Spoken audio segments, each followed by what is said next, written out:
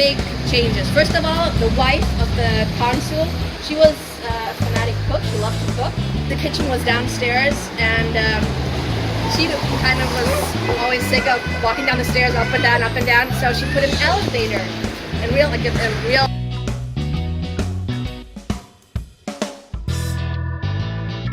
Coming up, it's a whole block, basically almost part of the block, only Pescio and Reborati houses. Okay, so they definitely did leave their mark here in this neighborhood. Like it's kind of a urban style. So you can see all these houses, they're quite different. They all have their different touch, and that was also because the construction company, they of course said, okay, the client is king, and what the client wants, we're gonna do.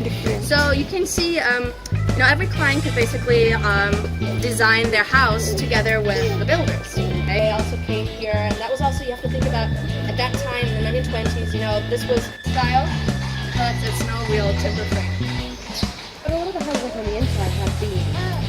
Yes. They have a couple of beams, but they're just decorative. Some actually have beams, and also the typical Uruguayan houses.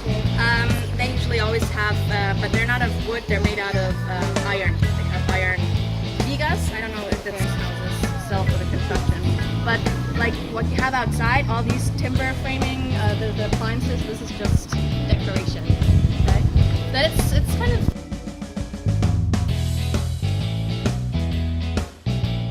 Montevideo. Okay, and here again we can see it's super eclectic. He preferred the Spanish style, so you can see you have like also kind of like the Arab touch that you could find in southern Spain as well, or in Andalusia. The tiles, no stamp on this building. Stay incognito, but of course just the style of the building kind of. Well, people just know that they live here, so. Yeah, I mean also just that they knew they would live here, and also just the style with the stone paneling on the bottom that was very characteristic.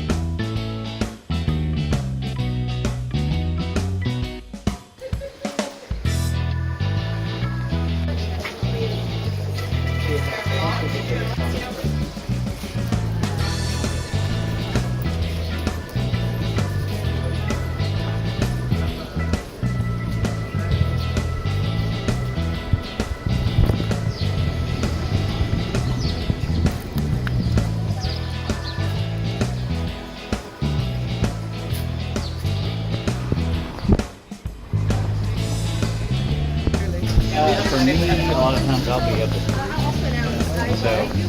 3. So I just like to go to bed early. So that's 7, 8 of the world. Around then, you're going to bed like at 4 in the afternoon in their mind. Yeah. So it's interesting, and the culture of the restaurants basically opening at 8. That really changes things up all day long. Never stops. And then at 7:30.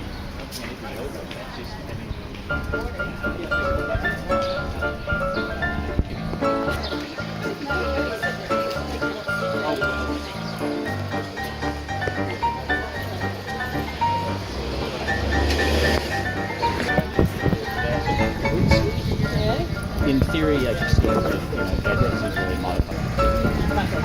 So you're husband? So who's dog? We dropped her off like an hour ago, and honestly, like so excited about this dog. It's like, oh. We have the whole.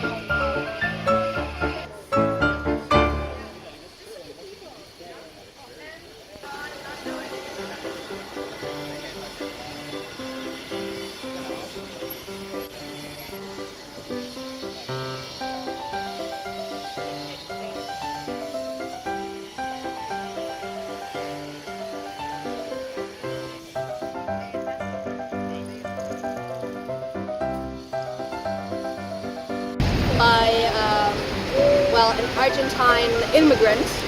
He actually had he was from a noble family from France, but then his family just for 3 months in summer, his family would be here.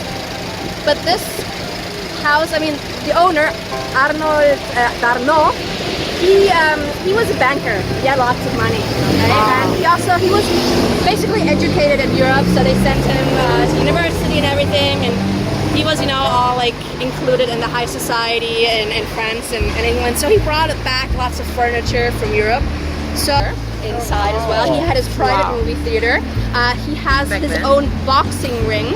Okay, so his gym and everything. So this was super luxurious and super high tech for the time.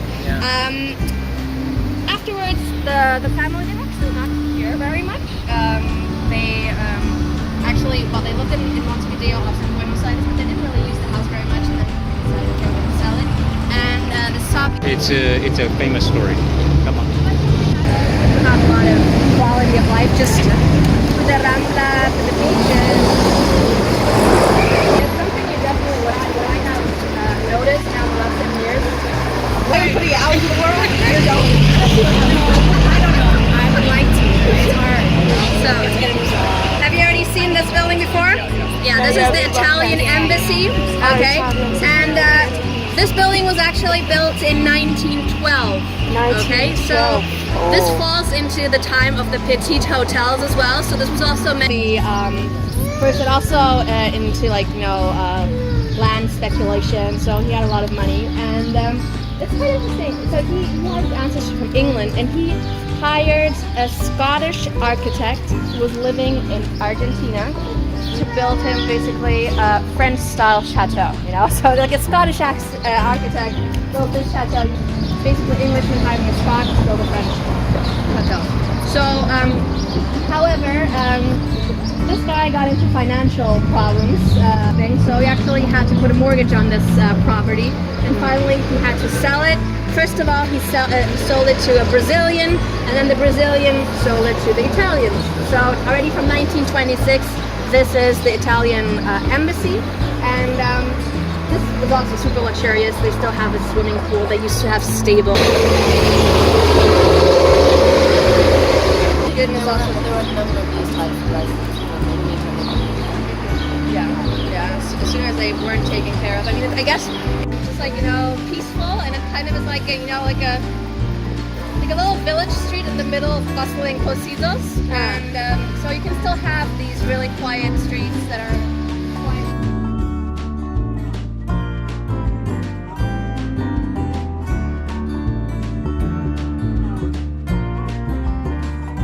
Until 1911, and this house was also meant as a private residence for him and his family, and this was actually built in 1905, and this style is Art Nouveau, okay?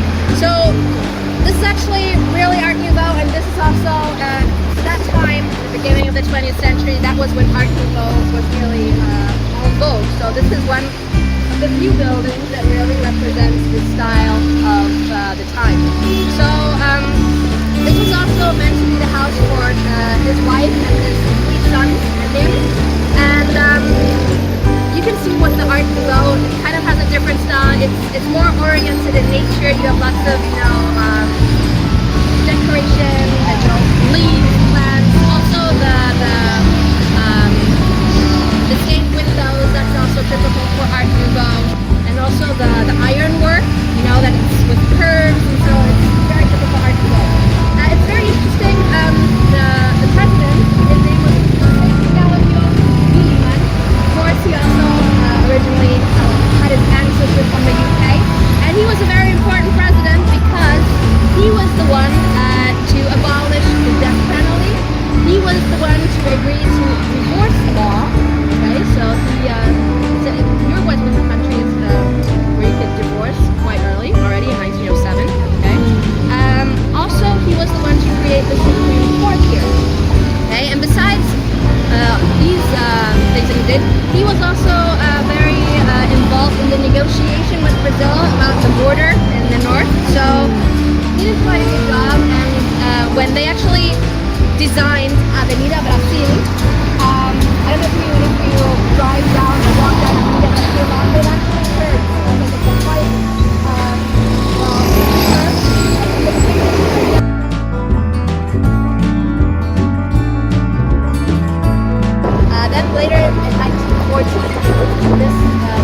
it. And of course, I mean, it looks nice, but in the beginning, it was really, it wasn't, had no plaster walls. It was just like, concrete, bare concrete. It had like the corrugated sheets as roof. It's really very, very simple. And there was a priest here, Domino Tamburini. That's also how the street is called here, Tamburini. He was the priest here from 1921. So the one who's the priest in the family comes to grace that it's not really finished. So every time after mass, of course, they would have around the half, not the half, the money. So, but the money that they made out of this, they actually finished the church. Okay, so in the 40s it was finished. They got lots of, when wealthy people here in the neighborhood, they would actually donate things to the church. For example, the church bells, they were donated by Claudio Lima, the president, and the church bells in France. So it's also kind of like a little mix everybody gave what they could. And the style that was modern in Europe at that time. Okay, so this was everybody keeps it that was this style, and then just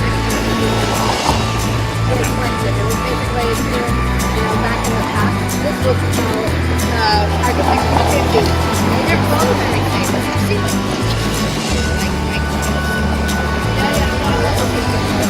Like, all that used to be in this building